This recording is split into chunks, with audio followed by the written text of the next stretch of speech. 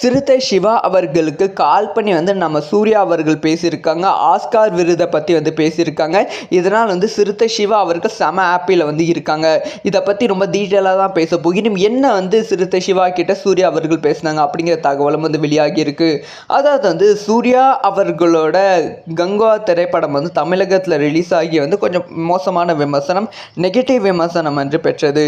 இதனால் சூர்யா ரசிகர்கள் செம அப்செட்டில் இருந்தாங்க. சூர்யா அவர்களோட உழைப்புக்கு இதுதான் கிடைச்சதா அப்படின்னு சொல்லி ரொம்ப அப்செட்டில் இருந்தாங்க. ஆனால் கங்குவா திரைப்படம் ஆஸ்காருக்கு அனுப்பப்பட்டது. இந்தியா சார்பாக ரெக்கமெண்டேஷன் பண்ணியிருக்கு. மொத்தம் 300 திரைப்படங்கள் 200 திரைப்படங்கள் லிஸ்ட்டில் கங்குவா திரைப்படம் இடம் பிடித்திருக்கு. இதை சூப்பரான விஷயம் கொண்டாடி கொண்டு வருகிறார்கள். பல தரப்பு சூர்யா அவர்களுக்கும் சிறுத்தை சிவாவுக்கும் வாழ்த்து சொல்லிக் கொண்டு இருக்கிறார்கள். இந்த சமயத்தில் நடிகர் சூர்யா அவர்கள் சிறுத்தை சிவாவுக்கு கால் பண்ணி சில விஷயங்கள் சொல்லியிருக்காங்க.